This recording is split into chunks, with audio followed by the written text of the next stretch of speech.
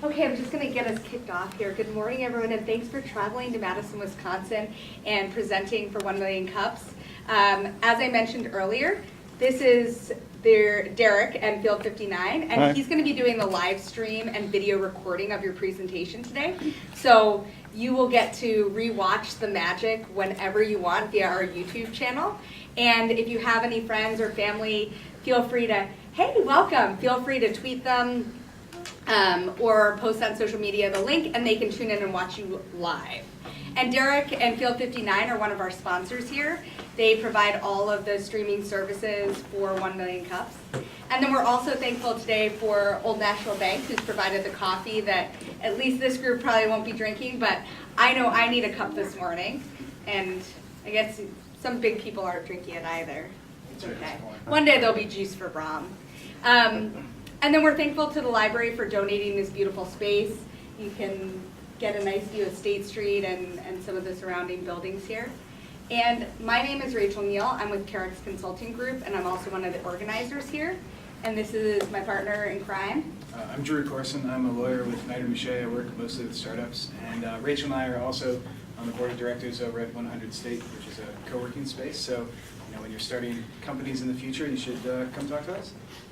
Absolutely. So what we're going to do is go around the room quick and do some introductions so you can understand who is here in the space. So I'm Lee Lazar. I'm an insurance agent with Associated Agencies out of Chicago, and excited to learn more about K-Cancer. I'll go. My name is Derek Gebler. I'm the CEO and founder of Field 59, and Field 59 is an online video platform. We're kind of like YouTube, but we're for media publishers, and they use us to live stream as well as show all of the videos that they recorded on their websites. Shane Order with the K-Cancer Softball team.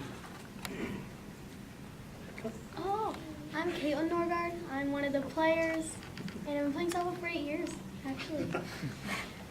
I'm Noelle Scott. I'm also on the team, and I'll be one of the girls presenting today.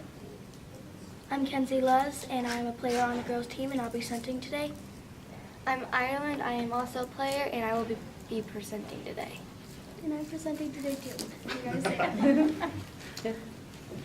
I'm Trinity Smith, and I'm a girl on the team.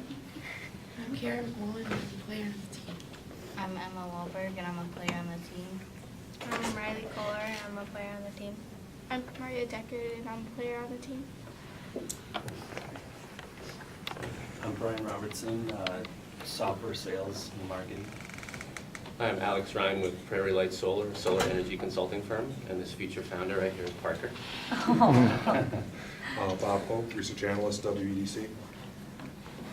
I'm Andrew Gonzalez, commercial banking at Old National. Brom Dahlmans, I work for the Wisconsin Major Network. I'm Drew Corson. I'm a dolphin trainer at SeaWorld San Diego.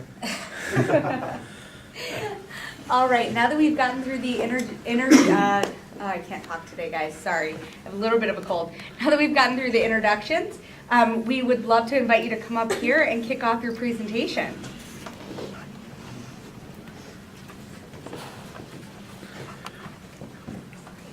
So thank you for allowing us to come in today. 1 Million Cups in Madison, even though we're from the Greater Rockford area, is really special to us as an organization. A couple years ago, we came and presented when we were still kind of an idea, and there were 5 13-year-old boys standing up in front of you instead of 4 12-year-old girls and 1 11-year-old. So at the time, the way it started was we had a group of guys that were about to go into their 14U travel baseball team, and they were all talented athletes, or they wouldn't have been playing on our team.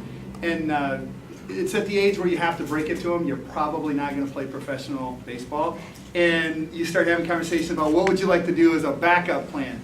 And I started asking them, what do you have interest in? And one kid said he wanted to be in finance at 13, so we thought that was a lot.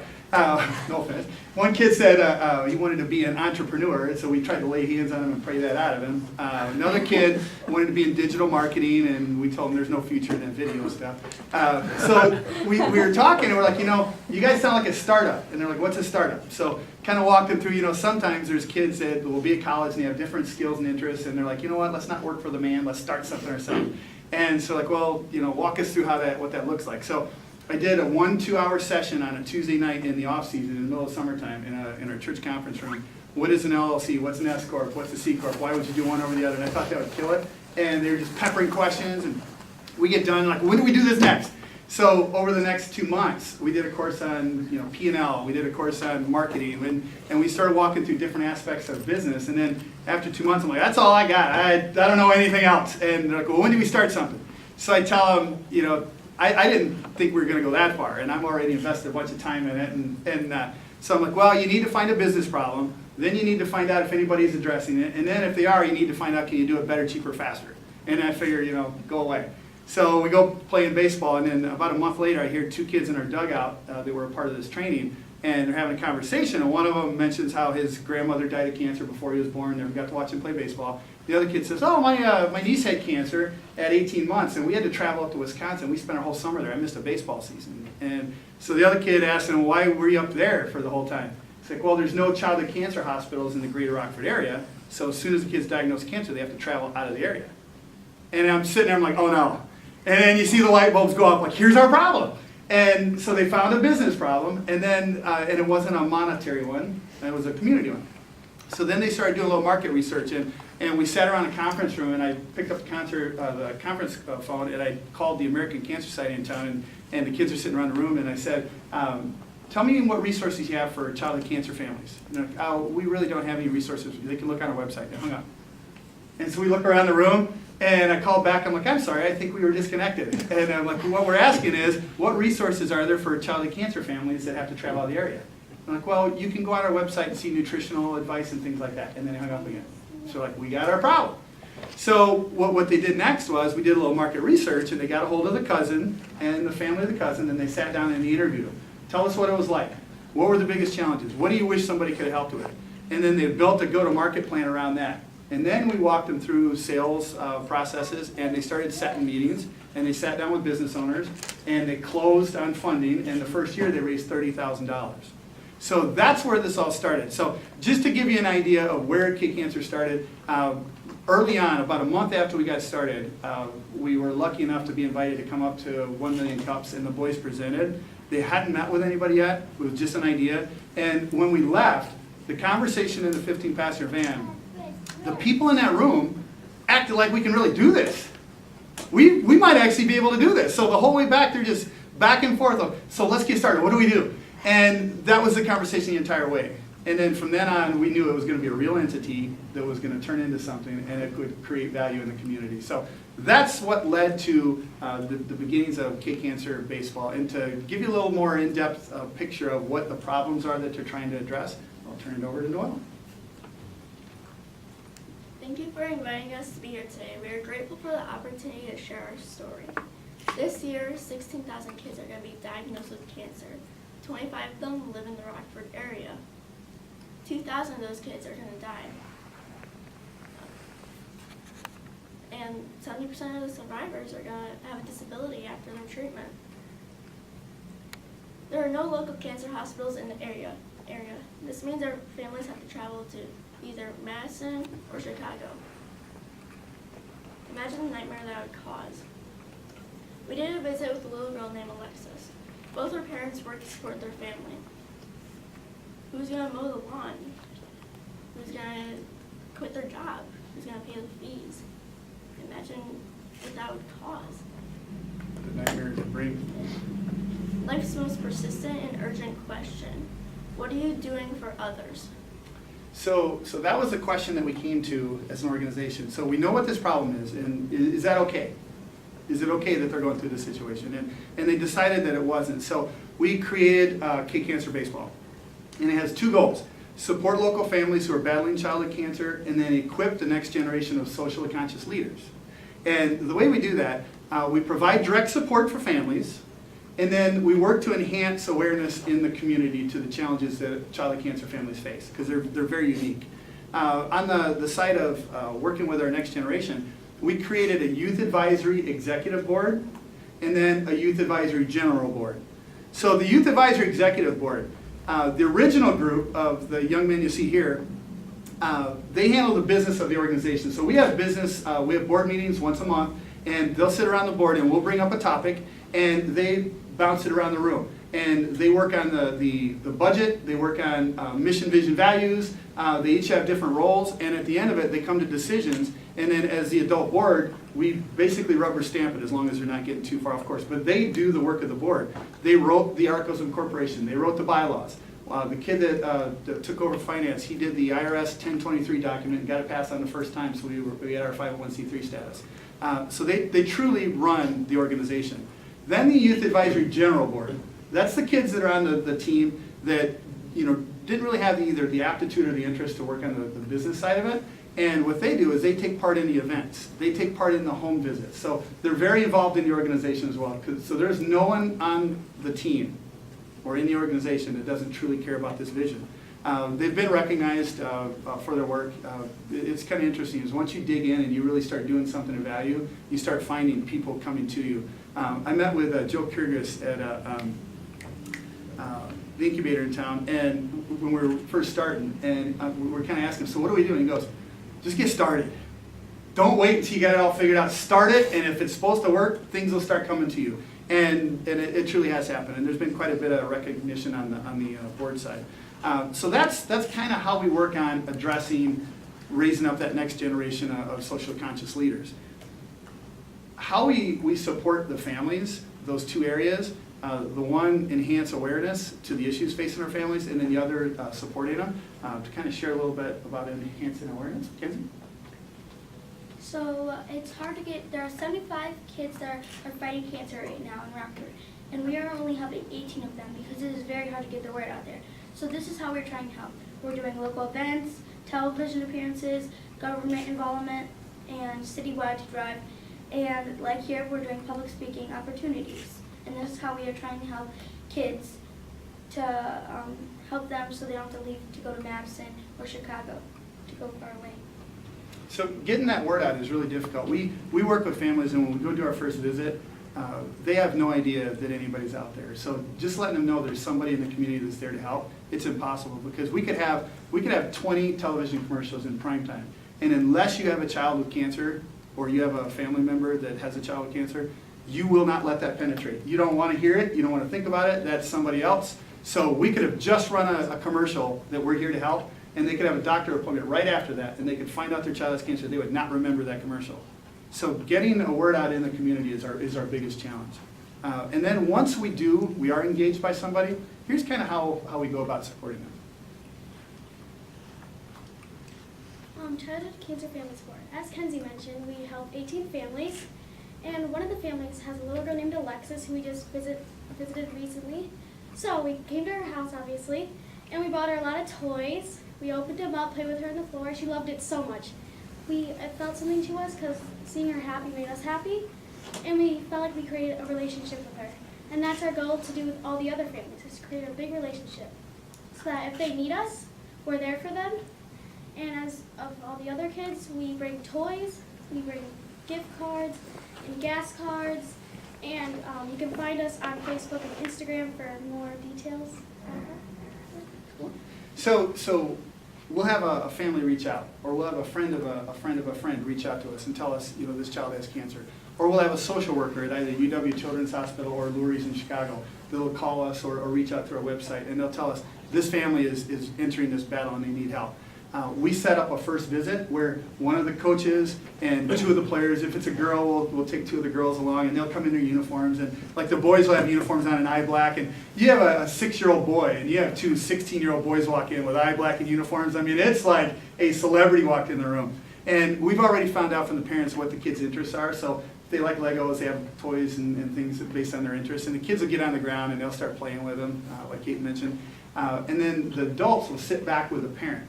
And the parents are really touched by that. And it kind of breaks down that wall, and you're kind of brought inside the family. And we'll walk over to the parent, and we'll give them gas cards. So the average one, we'll give them $250 with gas cards, because we know their original couple visits, they're going to be on the road quite a bit.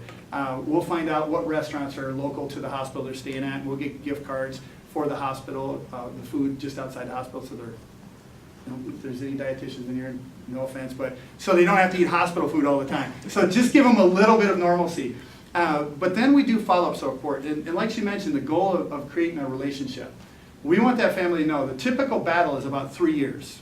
It's about 3 years. That's if you don't have a remission. So it's about 3 years. We want that family to know there's somebody to call. And what we tell them when we do the visit, when we give them the gas cards and we give them the other stuff, is we tell them, when you are sitting around the table and you're looking at each other and you have something that you're facing, you say, what in the world are we going to do about, and you have no answer, call us. So we got a call from a social worker at Lurie's, and they said, listen, can you help this guy? We hear his car coming in the hospital from the 4th floor. His brakes are shot, he's scrubbing, and we tell him you can't be driving out there in the wintertime. And he's like, you know what, I got to visit my kid, I'm going to take a chance. So we had him come into a dealership in town. They started on his brakes, and then of course the water pump's about to fall off, and then this is about to fall off. And we just said, you know what, whatever it needs, fix it. And we made sure it was fixed. We had a girl that had an amputation of her lower left foot from bone cancer, and we asked the mother during the visit, what makes you cry? And of course she starts crying. And I'm like, well, what are you thinking about right now? And she says, well, my daughter's 12, and I have to get in the shower with her every day. What 12-year-old girl wants her mom getting in the shower with her? Because we have a bathtub, the shower doesn't work, we have a bathtub, and to climb over, she broke a bone in her foot because of the bone cancer made her so brittle. So I have to get in there with her. So we had a construction company come in, tore out the bathroom, built a 6-foot experience shower, and now she can't get her out of it. It's unbelievable. The most beautiful tile I've ever seen. Has a bench built for her, so she comes in, sits down. It has the waterfall shower, and it has the tower shower heads, and she Bluetooths her phone in, and it's colored lights to the music when she's going. So now, and it's a no lip shower. So now, instead of it being a reminder every day when she takes a shower that you have cancer and you're different than everybody else, now she can't wait to get in there. So whatever the need is, we want to be there to support them as they go through. Here's the question we were getting asked. So when we're bringing these boys in and they're 13, now I look up at every single one of them. They're all 16-year-old. And when we would go do presentations and they would speak to business owners and they would ask for funding, not one time, they had 100% close ratio, as you can imagine. And not one time did anybody turn them down. But the question was, I'm going to give you this $5,000 now. It would have been $20,000 if you could tell me how this is going to be here 5 years from now, when you go to college, when you're working a job, when you're doing something else. What happens at K-Cancer Baseball? So we tabled that at the board meeting and started passing it around, and the idea came, we need to bring on a younger team. And then somebody mentioned a girls team. And then we all shuddered. And then the energy level just went up in that room immediately. So we started looking for a softball team that had the same values that we had, that their parents were invested in something other than just the sport. And we talked to a bunch of people, and then we finally found somebody that was a good fit. And what's happening now is the boys and the staff were training the 12-year-old girls in the same processes that we taught the boys in. And they're going to be bringing on more of the responsibilities. And as the boys move off to college, it now becomes rested in the capable hands of the girls. So they'll be going through the finance courses, they'll be going through the marketing courses, they'll be going through the digital media courses, and they'll take over the responsibility of K-Cancer Baseball. And then as they start to get close to that 16-year-old age group, we're going to be targeting a boys group that's 11 or 12 years old, and the same process will go again. So they're exposed to not only the learning, but then also the mentoring. And by the time they go off to college, our goal is that we have removed every bit of risk aversion from them, so that when they go off to school, they would feel free to either A, follow an education track and perform a function within a company, or B, scrap that, look for something to do, and go create something. And they'll already have that built into their DNA. And we're hoping, when we look at Rockford, the community of Rockford, if you're looking for a problem, and that's in your DNA, and you want to find a problem, and you want to create a solution to it, you have a gold mine in the city of Rockford. I mean, there are some issues. And it's interesting is we're sending off our boys. We've got kids that are, my older son, he's a freshman out of college. He had choices to go anywhere. He was accepted at some of the most significant engineering colleges around. And he chose to do an NIU program that's through a local college because he wants to stay in the community and he wants to affect it. So that's what we're hoping, is that instead of having brain drain leave, we've created this gene inside him that says, I see all these problems and I think I can come up with a solution. And now that brings us to an interesting little point. So K-Cancer Softball is a travel softball like fast pitch. So what we do is we're going to take what the boys gave to us, but we're going to do it better. And no offense to any of the boys in here. So a lot of our girls are interested in business. And we're being trained to take over the youth advisory executive board. And so we're taking them. And once they head off to college, we're going to be adding a boys team that's 4 years younger than us and mentor them just like they mentored us. And like I said, probably going to do it better. And we're hoping we can have a really good success in this. What college do you want to go to? I want to go to the UW of Madison. Yeah. So here's we get asked, what can you do to help? First and foremost is educate your circle of influence about the resources that are out there. Again, that's our number one challenge. Provide services specific to your business. So if there's something that when you hear us talking, you're like, you know what, this would probably be helpful to you. We'd love to hear about it. And then obviously financial support. We have the young man on our team that works on our IT stuff. It's a pretty solid platform that he's built.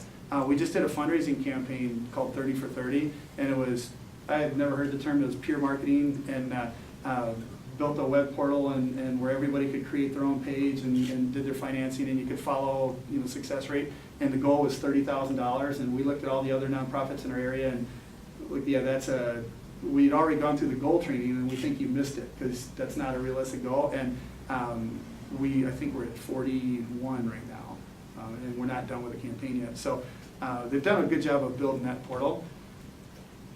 Here's what we're trying to decide now as an organization. So how do we improve what we're doing? We have patient families that have gone through the treatment cycle now. We've been around long enough to where we've seen them go through. They're no longer facing the cancer fight. And they are asking us, what can we do? We want to be a part of it. Well, we built our structure so that we leverage the fast-pitch families. We hadn't thought that through. We didn't know we'd be around long enough to see them come through the process. So now we have to figure out how can we engage them in what we're doing. And then obviously as awareness grows, we're hoping that we reach every one of those 75 families, every single one of them. And obviously we're going to need our funding. So what we're trying to find is how can we build a funding model that isn't just the typical nonprofit funding model. We did a banquet last year and it was awesome, but that's what every nonprofit does. We're looking for some interesting new idea that the kids can take and just blow it up so that there's more of a learning phase there. And then how do we formalize our Youth Advisory Executive Board training? So we have unabashedly stolen, I almost feel guilty, from the Kaufman Foundation. I mean, we ripped it and we left a little name on it so we didn't feel too bad, but that is just some unbelievable content on there. I mean, it really is. We did a presentation at a Chamber of Commerce meeting, and there was a lady that owns a pretty successful advertising company. And one of the kids is mentioned in the 4 quadrants of marketing, one of the boys.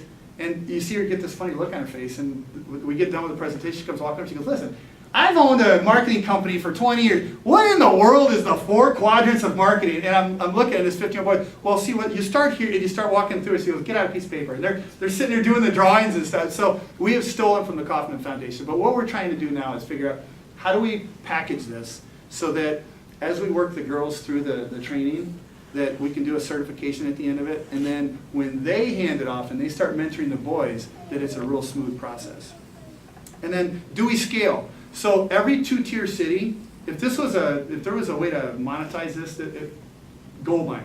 Every tier 2 city in the country faces the exact same challenge, where they have enough kids diagnosed with cancer to where it's a significant problem, but there's not enough kids diagnosed with cancer where they justify a resource team. So there are no pediatric oncology teams in tier 2 cities. They're in all tier 1 cities. So do we scale? Do we take this platform and scale it across the country? And if we do we just create a blueprint and hand it off? Here's how we did it. If you want to do it, here's how we did it and help cut your curve down. Or do we create a platform and support chapters? And then last but not least, how do we want to be structured? I have a funny feeling that you guys are not going to be too happy being called K Cancer Baseball. So branding, when we go out to the market, it's been K Cancer Baseball. Well, now we have the softball portion. How do we want to be branded? And we appreciate any feedback that you have, positive and negative. When we were here last time, there were a couple suggestions, and I was busy running and I kicked myself afterwards because I didn't write them down. 2 of the kids, as we were driving home, don't forget, here's one of our things we have to table at the next board meeting, and here's one. 2 suggestions from it that we actually ended up implementing. So we appreciate any feedback that you might have.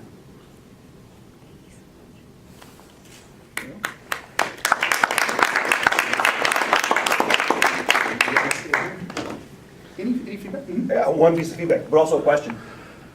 First of all, the program that you're putting all of these kids through, they're all going to be set up to dominate, the DECA type competitions when they're in high school. So you should encourage them all to do that because of the base of knowledge you're giving them. But I do have a question. And if it's something you've talked about and maybe it's not a good idea, please do tell me. Is there a way, have you collaborated with these families to find out, are there appointments, services, anything that medical professionals could be brought to this area to provide for one family, for multiple families at the same time to help them avoid any number of trips? Because I will say there's a lot of medical professionals, physicians and ancillary, that are looking to volunteer for this type of stuff. That was a thing, and the answer is no. And the 2 reasons we were given was liability and scale. So we have 2, within 5 years, they were constructed, state-of-the-art cancer facilities in Rockford. State-of-the-art, brand new. And they can't have any of their treatment. Even their like chemo cycles, which you think would be a simple thing, they have to travel where the full treatment team is. So like after we leave here, we're gonna take them to Ian's Pizza, and then we're going over to UW Children's Hospital. And the pediatric oncology team, they're unbelievable here. Unbelievable. Their whole team, including the head pediatric oncologist that runs the whole hospital, is taking an hour out of their day for them and gonna just share, here's what we do and here's how we interact. But they can't even do the simple things in town. So everything necessitates a full trip out of town. It's insane. I'd love to talk to you more about that. Yeah, any ideas to address that? That is problem number 1. Mm-hmm. No, I was just clearing my throat, but actually I was thinking, branding-wise, would it be possible to just encompass all sports? So K-Cancer sports, that might solve possibly your problem. Yeah, so the term K is specific to, and when we started, we originally wanted to like laser focus it. So most people ask the question, what does K mean? Because if they're not baseball or softball family, they have no idea. So it opens up the conversation, and we wanted it that way to start with because we wanted the kids needing to learn an elevator speech. So when we play baseball or softball, it says, like, that was a uniform shirt they wore last year. They're going to have nicer ones this year. But their baseball uniforms say K-Cancer on it. So they're standing second base, and some kid, what in the world is K-Cancer? Like, you're not the Dirt Devils, the Mud Dogs, or whatever. What does K-Cancer mean? And it's funny because you can watch their body language.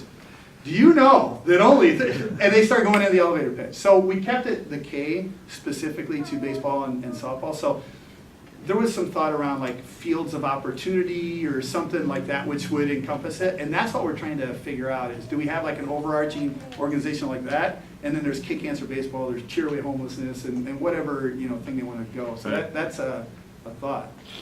Mm-hmm. Did you have a? Oh, I thought I said everything. So to your question about which direction you go, whether you want to be an affiliate model or kind of partnership, what's your gut feeling? I mean, do you think it's going to be Rockford-based HQ and then? I wish you hadn't asked what my gut feeling is, because I have this like strong gut feeling, and then I have my brain is getting in the way and saying, don't do that. My gut feeling is that if we just build them out and just hand it off, unless there are people that had the same talents in place, and we had a real unique situation because when we asked the kids who's interested in this, one kid's mom was in fund development for a nonprofit in town, which was pretty handy to start with. One kid's dad was a vice president of operations at an international manufacturer. One kid's dad was a senior engineer at UTC that does all international. So I mean, we had a really weird mix of parents that just happened to fit perfect to be aboard. So we're kind of wondering if we did just hand it off, unless they had that kind of infrastructure in place, would they be able to? And then, so my gut feeling says, if you don't stay involved and really equip them and nurse them along, you'll probably see it fall apart when you hand it off. And then, can we leverage technology to do the training pieces and like we do now? Can you leverage any other cancer fighting organizations that are out there? I know you're a standalone 501c3, but do you partner with any other organizations today? Yeah, so Leukemia Lymphoma Society is one of the largest blood cancer nonprofits, and we run in the Rockford area. They do a Light the Night Walk, which is their biggest fundraiser, and we handle the kids area. Like, so we have we're on their committees, and we do some things with them. Be the Match is a bone marrow registry, a bone marrow donor registry organization. So the number one cure for blood cancers is bone marrow transplant, and Be the Match will type you in and put you out in a database so that if somebody needs a donation, a transplant, they can come to you. And we partner with them, and at our tournaments, Melissa will be sitting in a tent, very nice commercial tent with our branding on it. And air conditioning. Yeah. And her daughter will be standing there fanning her. And she does Be the Match bone marrow registry drives during the tournaments. Because baseball and softball, it is the most boring sport in the world if your kid's not playing in youth sports. So when your kid's not batting, the parents want somewhere to go, and we have this nice tent with some of our branding stuff up, so they're drawn there. And so we partner with them in that, but we're always looking for other opportunities. And what we found is in the tier 1 cities, there are some, like there's an organization, Cancer Kiss My Coolie, and there's some really interesting ones like in Chicago and in Madison. But the tier 2 cities, there's really nothing. Because it's some, nobody wants to, you call up and, hey, I'd like to come talk to you about childhood cancer. It's really hard to get those conversations started, so there's not a ton of those resources out there. First of all, great job by all of you, but you four were great. Thanks for sharing the story. So one thought I had about kind of introducing new fundraisers, there's a program here in Dane County called Girls on the Run. I don't know if you have that in Rockford. So essentially middle school girls become mentors and coaches, and they go into the elementary schools, and their goal is to get girls active in running, and sometimes that means running one lap, and they have a training program and curriculum that they build into. And there's 2 or 3 capstone events that happen in the spring and the fall in all these different school districts from within Dane County, where Madison is. They all show up in a big city park, and there's a race course. And part of the challenge for those girls is to bring along a relative, whether it be a parent, an aunt, an uncle, and they run with a buddy, and then they start selling. You can go there, and we have our houses littered with them, fleece hats, and they literally sew them on site. They're $10. They say Girls on the Run, and they sew them while you're running, and you come by and you pick them up. But it's a really interesting way to kind of start getting your tentacles out into the community, and then bringing them into a central location for a half-day event where there's lunch served, they do a run. But I'm wondering if there's maybe something there where you just start turning the wheels on a skills contest, and you get your sister out there to do a home run. That's a neat idea. Just interesting way, though, to kind of, instead of just your core group, now you're trying to leverage the power of your network and bring them in and kind of use that as a fundraising model. That is an interesting idea, and this sport just lends itself to that. And I should say, I think you missed introductions when you came in. Matt has been, his whole career's been in marketing, and he's phenomenal, so. I don't know, I'll send you the link. Yeah, absolutely. Absolutely. And I've been dragged along, and now I actually love it. I go with my nieces every year. Yeah. My niece has now graduated to the mentor stage, the coaching can you make stage. the hats? What's that? Can you make They don't make it. It's big for my head. And it's not intelligence, it's just my head.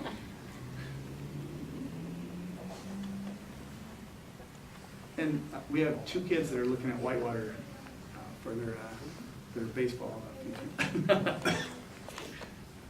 Any other thoughts? Have you thought about engaging schools? We haven't had an intentional effort in it, but like when the girls miss for an opportunity to go present or something, I write a nice formal letter and why they're needed and what they're doing, and then with a logo on the letter, and it goes to the principal. And because of that, we've had the schools, like they just did one small school, they hopped on board with our toy drive, and it was phenomenal. All the kids in the school got involved. We have one school that did, on their own, they did Casual Friday, where you didn't have to wear the uniform on Friday if you donated $1 and it went to K Cancer Baseball, because one of our kids goes to that school. So it's like kind of done itself without any intention. So I think if we had some kind of focus on that, we could easily leverage that. Yeah, so my thinking is if you want to expand it to other regions, I mean, you're kind of limited by, I think the more students you engage, or the more young ladies you engage, and the more you kind of can grow that way, I think it'll be easier to go into the other markets. Yeah. So if you engage high schools, I played high school sports, I know they're always looking for an initiative to do to kind of give back to the community. So that could be a way to get more students involved, get them through the program, get them mentoring. And every area will have that already, Exactly. that So structure. if you can establish kind of a network of schools within the Rockford area, Yeah. whether it be middle schools or high schools, I think it'll be easier to go into other regions as well. Absolutely. Is there, through the YES, the Wisconsin's Kids Program, is this a type of business that would be able to come in and present? Or should they be looking for something like that to No, get? I think it should apply, it's a business plan competition for kids, but only the winner gets to present. Is it for-profit only, or? No. Oh, So why don't you pitch that? When does that open and how do they get information? So every year the Wisconsin Technology Council hosts it, and there's prizes, give an overview of the Well, I know it for the adults, I'm not very familiar with the children's one. So it's kind of the deadline for the adults to apply is January 31st. 3 rounds of judging, so 250 word submission, 1,000 word submission, and a 15 to 20 page business plan.